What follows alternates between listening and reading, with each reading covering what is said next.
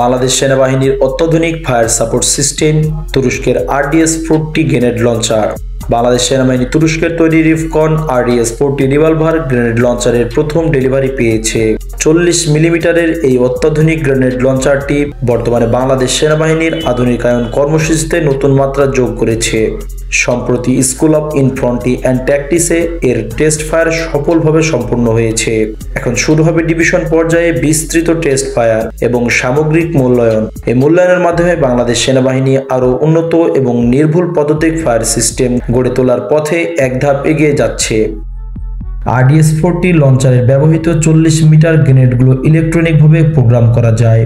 নির্দিষ্ট দূরত্ব অতিক্রম করার পর মাঝ আকাশে বিস্ফোরিত হতে পারে, ফলে সৈন্যরা সরাসরি চোখে না দেখেও আড়াল, বাংকার বা ঘন শহরে এলাকার ভিতরে থাকা শত্রুকে নিষ্ক্রিয় করতে সক্ষম। এতে ব্যবহৃত এয়ারব্রাশ গ্রেনেড ড্রোন এবং বিশেষ করে ড্রোন সোয়ার্মের মোকাবেলায় অত্যন্ত কার্যকর। রাশিয়া ইউক্রেন যুদ্ধেও এই লঞ্চার ব্যবহার করে ইউক্রেনীয় বাহিনী ইতিমধ্যে চমৎকার ফল পেয়েছে। বাংলাদেশ সেনাবাহিনী ইতিমধ্যে মিলকর SAGL এবং STK-40 অটোমেটিক গ্রেনেড লঞ্চার ব্যবহার করে।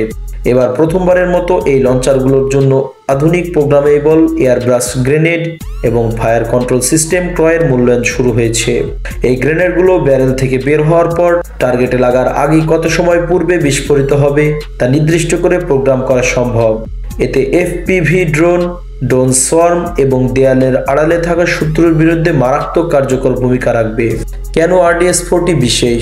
বর্তমানে ব্যবহৃত গ্রেনেড লঞ্চারগুলোর তুলনায় আরও হালকা, উন্নত, কম রিকয়েল মেকানিজম, যা দ্রুত ও স্থির ফায়ার নিশ্চিত করে। আধুনিক যুদ্ধক্ষেত্রে প্রয়োজনীয় প্রযুক্তি ও নির্ভুলতার সমন্বয়। বাংলাদেশ সেনাবাহিনীর হাতে RDS-40 যুক্ত হওয়া দেশের পদাতিক বাহিনীর ফায়ার পাওয়ারকে আরও এক ধাপ এগিয়ে নেবে, এটা নিশ্চিতভাবে বলা যায়। ডিফেন্স আপডেট ওয়ার্ল্ডের প্রিয় দর্শক বন্ধুরা, আপনার মূল্যবান মতামত কমেন্ট করার অনুরোধ রইল। Thanks for watching this video till the last.